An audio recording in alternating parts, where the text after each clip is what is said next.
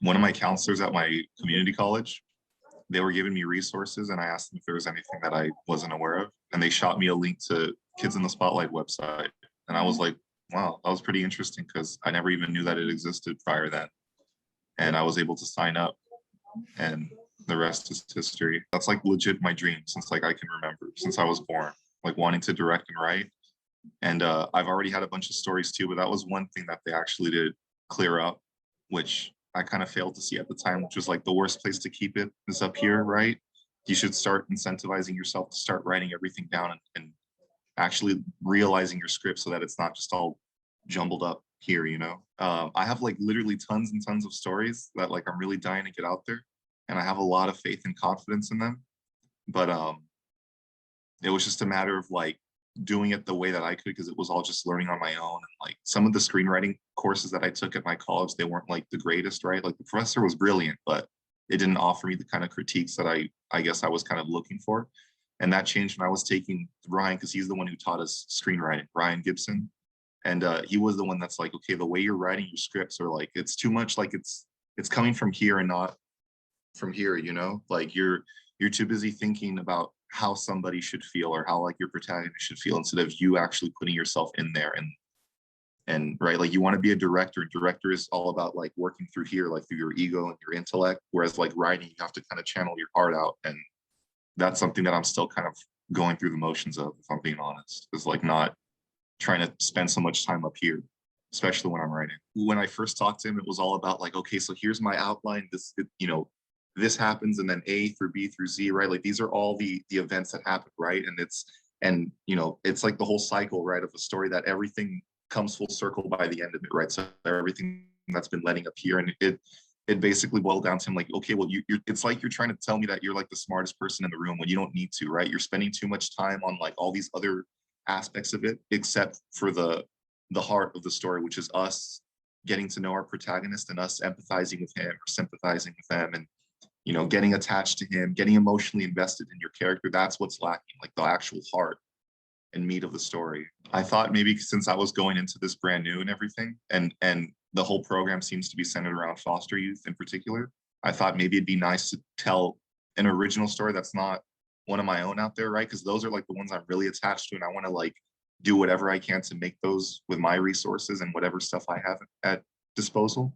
So I thought of wanting to tell a story that tries to at least incorporate all these, because you know I've grown up in the foster system too, obviously. So taking those kinds of elements and hearing stories of like other boys that I grew up with in the group home, right, and hearing their struggles and what they went through, and wanting to tie that in the story, but not having it be about foster youth, you know, like having those elements in there. So like if you are a part of the program, right, like you can see that there, like a, you know, in the background, but still having it be like, that's my big thing, like with all the stories, is that like my end goal is I want to make them as accessible as possible. It's not about foster youth or it's not about this or that. It's something that like everybody can gravitate to, right? Like that mainstream appeal, so to speak, right? Like that's where the whole title of Rainy Days came from, right? Is that whole idea of like we all have those moments in our lives where we felt like, you know, garbage or like crap, right? Or you feel like you know, I'm just not worth anything, right? Depending on what your upbringing was, you personally or whatever, right? It kind of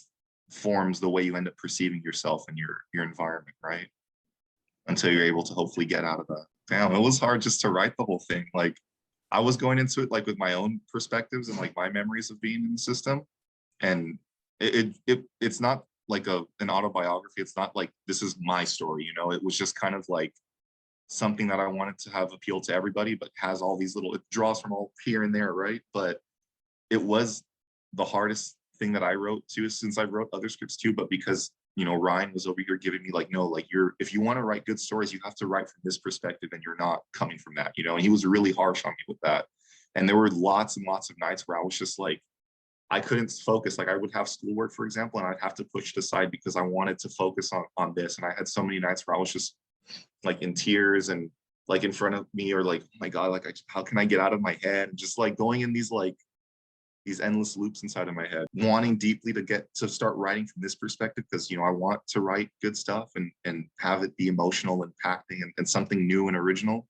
But yeah, it was just pretty tough to come from there, to actually have to like dig inside my own baggage and my own traumas and like he'd always tell me like, every time I talk to you, it feels like you have a shield up, like you're always hiding your emotions sometimes, you're never just letting loose and like showing the real side of you. And I even had an interview with him one time where I finally just like started bawling and crying. And he's like, there, see, like that moment, your shield's kind of coming down now. And you just have to hone in on that part of yourself, but it takes time. Like it takes, you know, going to therapy maybe, or finding whatever healing methods that you can to kind of open all this stuff out of you, especially if you're writing a character who's going through something like that. You can't write somebody who's going on like a spiritual journey if you haven't gone through a spiritual journey. For those of us in like the foster care system, it's different because now you have like, you know, whether it's physical or sexual abuse on the list, or like whatever it may be, right? Like the list is endless of like all the traumas that we kind of go through. But that's like with everybody really, like we all go through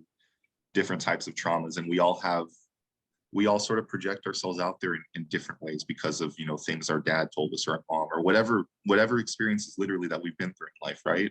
And that's what I wanted to come from, is that like, right, it goes back to that idea of like, even though I have my own stuff and like my own shields and all my baggage, all my karma that I'm still trying to work through, like I didn't want to come from that perspective of like, I'm a foster kid writing, because this is, like I said, my dream, right? Like this is not, I don't want to let that get in the way of it or anything, but I just don't want to come from that perspective of like, I'm a foster youth, writing a story about my struggles, like that's what kind of went into it, right? But I don't want that to be the focus of it. I want it to be a story that like everybody can resonate with, because we all go through those really general emotions, like being sad or feeling depressed, or having that gap in your life where you just don't feel right, maybe in your teenage years or something, right, where you just feel kind of awkward and like a misfit or something. It's about this boy named Persecute, who's abandoned as a baby.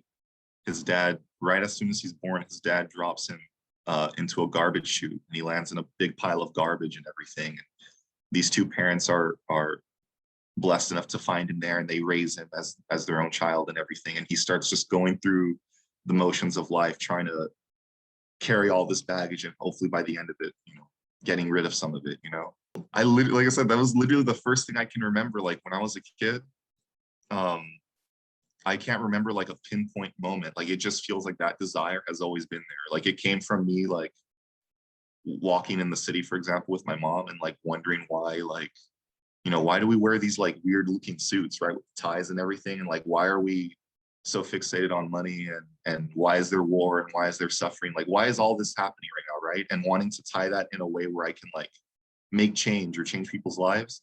And then it just clicked with film. Like that just seemed like the natural way to go about it, because with activism or speech, like there's only so much you can get across with just words, but film is like, it's like a campfire story, but it's with visuals, and it's with music and dialogue, and like the camera goes into it. Just every little technical part of it goes into, adding to that story, I guess, right? But I do remember the first movie that I really resonated with me was Nightmare Before Christmas.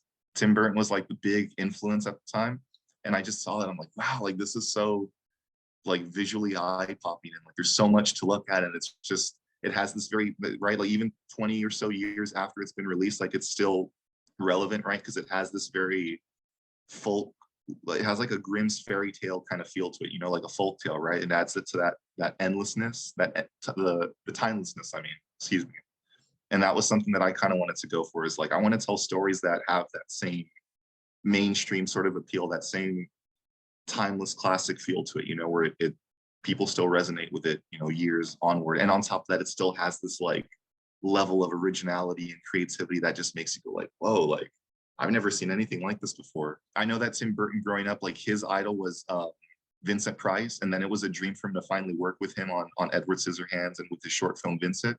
So I kind of look at it as like, oh, for me, like now Tim Burton is like my version of Vincent Price, and like I want to aspire to just not, I'm not trying to, I don't want to compare myself or anything, but just sort of follow in that same, the path of him, where he was kind of telling stories that still resonated with everybody, like it has that broad appeal, while at the same time still having these really underlying profound themes and ideas, and this way that you go about telling stories. It's literally been like the biggest blessing I've ever had in my life. Like I'm so eternally grateful that I even got to like be involved with them, because like I said, I didn't even know that they had existed prior to getting the email from my counselor at college and everything. And like I was challenged and in so many different ways, like especially like I said with Ryan and with but then on top of that, getting calls from Martin, the program director, right, and telling me like, hey, we got shoots going on Saturday, you want to come over? And like, yeah, like I've only done like really basic student level projects and things like that, but like, and I'm still learning obviously, but I'll bring everything. I have my little like production assistant pack, and like I want to do whatever I can to like not go in there with the mindset of networking, but just to get that experience and meet people and see, share that love that everyone has to wanting to share these stories, right? Especially because it's so deep and sincere for a lot of people, right? Because they are actually telling their own story, right? Like their own life story. But I am really, really grateful. Like I really think, especially depending on like what you're bringing into it, right? If you're doing it just as a way to get your own personal story out, the struggles that you went through growing up in the foster youth or just in general, right? Or like you want to actually get in the industry and like find ways to at least start taking those little baby steps up there, right? I think it's like as beautiful of an entryway or an opportunity as you can think of. I'm really, really happy to be a part of it. Well, I think we all deserve that chance to get that story out there. And sometimes we do need that other person or like an external force or something, just something to like get us feeling like, yeah, like go for it. Like uh don't squander your opportunities, you know, because like life, that you only got one shot at life, you know. It's like take it, you know, seize it, right? Seize the day. You know, you never know what that little step that you take to like get your story out there, even though, because like I know all of us have our insecurities of like, oh, my stuff's crap, or like it's no good, or like I'm not a good writer, like why am I even doing this, right? Like that little devil on your shoulder always trying to nitpick at you and everything, right? But like if you have the heart for it, then like go for it, and don't let anybody tell you otherwise, right? Because like you have no idea who that's going to end up affecting down the line, right? Like everybody could use your story, I'm sure, to some degree. My heart kind of stopped, like at least when, well, going into the top three, like I know they did first, it was top 10, and like, okay, wow, like I did it, right? And then, but it didn't hit me. It was like still a kind of in the back of my mind. And then top three came around. I'm like, oh wow, like this is right. We're getting there, right? But I don't want to expect that I'm going to get anything out of it, because right, like I don't want to go in with that mindset. So just be happy and be humble, and then continue on with it, right? And then they had the actual meeting where I'm sorry, I forgot his name, but the guy from Universal, when he was coming and they told us um, like who's third place, second place, first place, right? And then after they said second place, like Marina, we already know who first place is, right? My heart kind of stopped. And my mom, she was sitting across, because I sit on the dining table. She was sitting right across from me over here. She just started screaming like, oh my God, because she never expected it to happen. And we came over and we shared our moment. And even after the meeting, like we were just kind of, well, she especially, she was the one who really like, this is huge, Mijito. Like, wow, like whoever thought that you'd do that? And for me, it was like, it was kind of a heart stopping moment. Like, whoa, like, oh my God, like I'm actually there, right? Like winning the lottery. Like, this is a side note, but if you ever seen this movie called Mary and Max, it's a really brilliant stop motion animated film, Australian based, but there's a moment where he wins the lottery and like time stops. Like if you ever look that movie up, that's kind of what it felt like.